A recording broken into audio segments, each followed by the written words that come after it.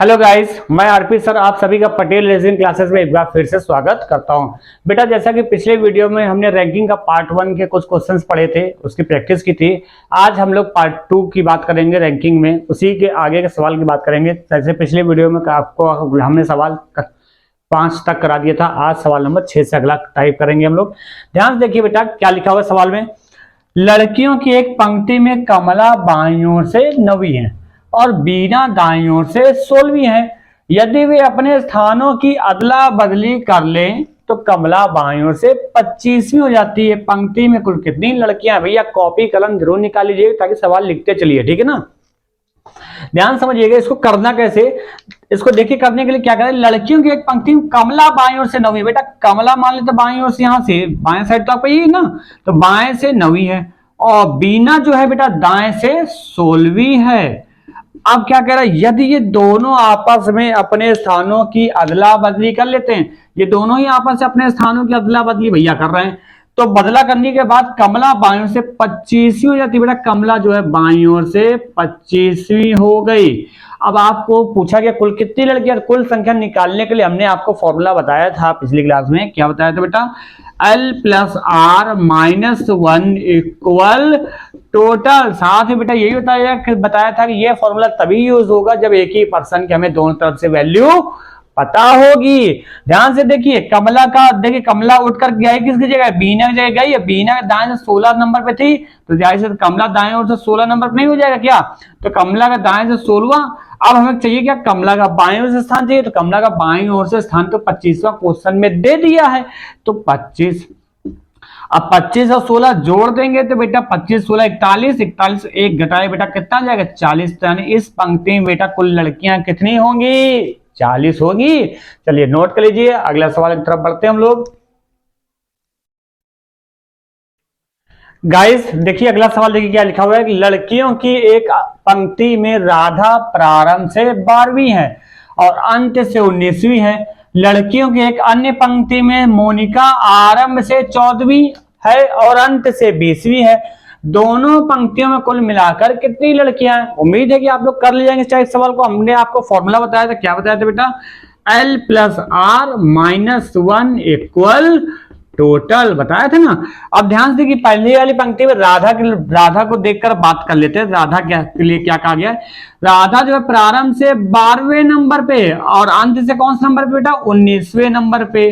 तो इन दोनों जोड़ देना, तो 12 और 19 कितना हो जाएगा बेटा, 31 हो जाएगा। 31 एक घटाए तो बेटा कितना आ जाएगा, 30। यानी एक पंक्ति में 30 लड़कियां हैं। दूसरी पंक्ति में बोला गया है, अन्य पंक्ति में मोनिका आरंभ से बेटा 14 नंबर पे। अब मोनिका के लिए बात कर रहे हैं ना, बात समझिए ध्यान से, मोनिका के बारे में बात कर रहे हैं। मोनिका का आरंभ से बेटा 14वीं है और अंत से बेटा 20वीं है। तो 20 और 14 कितना होगा बेटा, 34 हो जाएगा। 34 एक घटाए कितना हो जाएगा बेटा, 33 हो जाएगा। अब एक पंक्ति में 30 है और दूसरे में 33 है। अब आपसे पूछा गया कि दोनों पंक्तियों में कुल मिला के कितनी लड़कियां, तो इन दोनों को उठाकर क्या कर देना बेटा, जोड़ देना। 30 और 33 जोड़ दें तो आंसर कितना हो जाएगा बेटा, 63 हो जाएगा। समझ में आया बेटा कि नहीं आया? यही आपका एक ऑप्शन होगा, उसी में आपको आंसर दे देना होगा। नोट कर लीजिए बेटा। देखिए बेटा अगला सवाल क्या कह रहा है, एक कक्षा में शंकर ऊपर से 16वें स्थान पर और नीचे से 49वें स्थान पर है। कक्षा में कुल कितने छात्र है? उम्मीद करते हैं कि आपका आंसर आ जाएगा, है ना। ध्यान से देखिए कैसे करना भाई, फॉर्मूला हमने आपको बता रखा है। क्या बता रखा है, L+R-1 इक्वल टोटल। इसी फॉर्मूले पे आपके पूरे सवाल खत्म हो रहे हैं बेटा। देखिए शंकर का ऊपर से क्या दिया है, 16वां स्थान दिया कि नहीं दिया, शंकर के बारे में बात कर रहे हैं बेटा, या शंकर लिखे दे रहे हैं ना। शंकर के ऊपर 16वां और नीचे से 49वां है बेटा। दोनों को उठाकर जोड़ दीजिए और जो भी आएगा उसमें एक घटा दीजिए। देखिए 9 6 कितना हो गया बेटा, 15 हो गया। 4 1 5, 5 1 6 हो जाएगा कि नहीं हो जाएगा, कितना हो जाएगा बेटा, 9 6 15 और 4 1 5, 5 1 6, तो 65 हो गया। 65 एक घटा दें कितना हो जाएगा बेटा, 64 हो जाएगा। तो आंसर आपका क्या हो जाएगा, 64 आंसर हो जाएगा। क्लियर बेटा। चलिए आगे अगला करते हैं।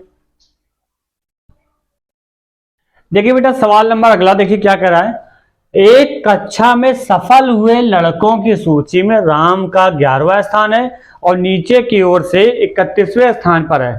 3 लड़कों ने परीक्षा ही नहीं दी और एक फेल हो गया था। कक्षा में कुल कितने छात्र हैं? अब देखिए इस तरह का अगर सवाल दिया जाएगा तो कैसे करना, ध्यान समझिएगा। देखिए यहाँ पे सफल हुए लड़कों की बात की गई है ना, तो राम का स्थान मान लेते हैं, पास वाली सूची में बात करते हैं, जितने भी कैंडिडेट पास हुए पहले ये निकालते हैं कितने लोग पास हुए। देखिए पास वाले कैंडिडेट में राम का जो स्थान था एक तरफ से 11वां स्थान है, यानी ऊपर से 11वां मान लेते हैं, यानी बाएं से मान लेते हैं 11वां बेटा राम का है ना, राम का बाएं से 11वां, और नीचे से बेटा कौन सा मान लिया 31वें स्थान पर कौन, राम। अच्छा राम के बारे में दोनों तरफ से दे दिया, यानी राम का 11वां स्थान एक तरफ से दे दिया, दूसरी तरफ से 31वां स्थान दे दिया, तो आप फॉर्मूला लगा लीजिए L plus R minus 1 equal बेटा टोटल, यही तो होगा।